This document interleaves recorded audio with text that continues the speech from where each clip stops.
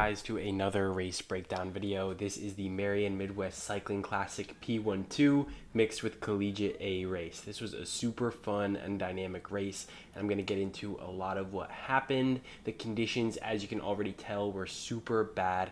The rain was supposed to stop earlier in the day, but it just kept on going. So there was a lot of puddles, like in this apex, in this very first turn. I remember there was a big puddle right there that everybody just had to go through pretty much. Also on this right side over there in kind of like the gutter area, there was a ton of puddles there that everybody just ignored as if like they weren't even there. So you were kind of just forced to ride in them, which really sucked. But let's go over the course. I'll take you guys through a lap. So it pretty much opens with that sharp, right-hander, and then up this hill right here. This was the main feature of the course. So it was mostly uphill this first half, and then we're about to take a right turn on the second half. I am racing for Cleveland Cycling Academy. You can see my teammate Noah up there. It was just us two, and there were a lot of heavy hitters like FIB. You can see right in front of me, Marian showing up right there. Marian had two teams, one in Collegiate A and one in P12. So they actually technically had 12 riders because 6 people on each team. So they were a super stacked team to watch out for. And then beyond that, I believe there were just some solo riders that were super strong. The overall field size was about 50 people, I think. So pretty big, to be honest, not too bad, but it was ripping from the get-go. As you can see, I am doing a lot of power here. It does slow up a little bit, but man, this race rips apart. I think only about 12 people ended up finishing the race somehow. So that tells you just how difficult it was. So we're about to pass through the start and finish right now. So that was just about a lap. They're pretty quick laps, looks like.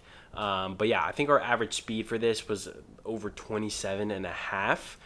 With that hill, that's kind of crazy because of just how slow we would go up that. We really made that up on the rest of the course.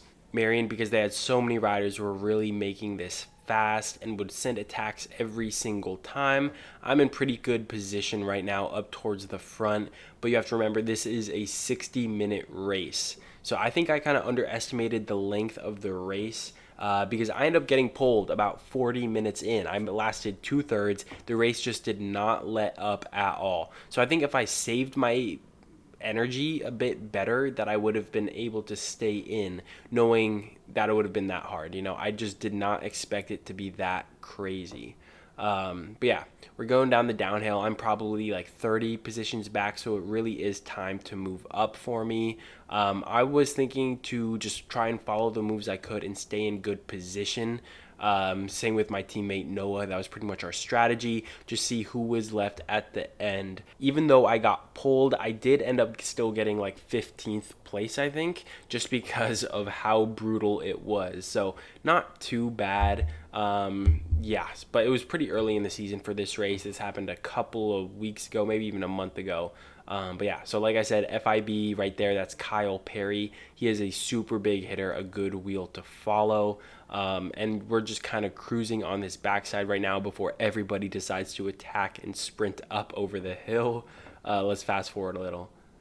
Okay, so we are not that much further up the road, but I just wanted to show you guys how I would move up sometimes. So my teammate Noah and I would see this move go, and we just decided to follow right there. We just passed the entire field. I let the wheel go a little bit because my teammate Noah's up there. I don't want to chase him back, but everybody just ends up clinging on, and right now we are 7th position. So this position is perfect to follow attacks and to just continue following moves and be super smooth through these corners.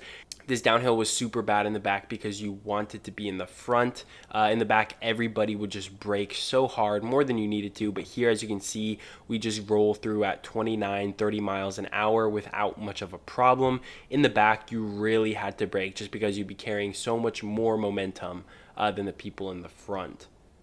So as you can see here, fast forwarding a little bit, so a little group is off the front right now. The race is kind of splitting apart, and I'm doing my best to get up there. I think my teammate Noah's up there, so I'm not going to opt to take a pole just in case that does end up going away, but it doesn't. Everything comes back, but after this point, it pretty much stays really stringed out the entire time. just super brutal conditions. You see I'm up over 600 watts. I weigh 120 pounds, so you have to remember that's a lot for me. Anytime somebody was off the front or attacking, it would just be strung out like this, and this happened through 40-50 minutes through the race. Okay, fast forward about halfway through this race. As you can see, it is super strung out, and I am really struggling over here. Gaps are opening up everywhere, and I am just kind of cooked at this point. I think I followed one too many moves towards the front, and the people in front of me are getting gapped too, which just is a super overall bad sign over here. I think I'm telling this guy to come on, close the gap, because that is really not something I wanted to do on my own, but it's just absolutely flying. This race was so fast, way faster than I expected it to. Next year, I'm definitely going to be way more cautious with my energy, just because I spent it all way too early with this one. I'm going to hop over to my friend Jonathan's footage. He's on Team Purdue Cycling. That's what he's racing for right now. This is his footage right here. He actually ends up doing really well in this race, so I wanted to show you guys how he did that and how the race unfolded. But yeah, Jonathan is super strong sprinter, but he's also a great breakaway rider. He's kind of an all-rounder, just incredibly strong, so he is really one to watch out for. So what Jonathan does is he's actually strong enough to just stay in the front the whole time and follow and chase back moves. He really doesn't fall back below like top 15 positions. He's just up at front with all of the hitters. As you can see, there is a little move off the front that pretty much everybody is represented in. So it's really important that it comes back. I think he might try and make a move over here, or he might not even have to, because it looks like it's being brought back by one of the riders with a smaller team. But yeah, if Marian and First Internet Bank or FIB are represented, it's really hard to get that move back, just because those teams are so big and so strong. Okay, fast forwarding to the almost end of this race, the group has been reduced down to, I think, like 12 people about. It has been a super attritional race. FIB here are the biggest team, but they've got a breakaway up the road that are about to lap the field. So what FIB does and what Marian does, because they also have somebody in that breakaway that's about to lap this field, they will drop their riders back to help bridge them up. That leaves Jonathan with an opportunity to attack the group.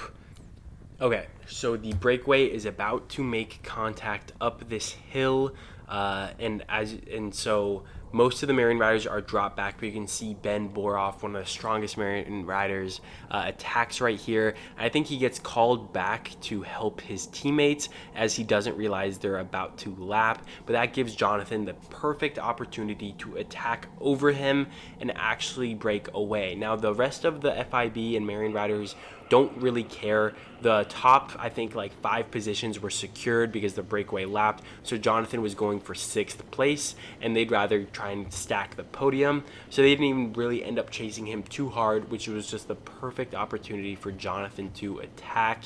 Really great timing. So he ends up being able to hold this gap for the entire duration of the race. I think this was with 2 laps to go, so super strong and great effort. Just perfect attack. But yeah, he secures a 6th place in a stacked field out of 50. Really great. I hope my race next year goes that well. But yeah, I'll be getting some more race footage for you guys in the next couple weeks, so make sure to subscribe for that. I'll catch you guys in the next one. As always, happy training.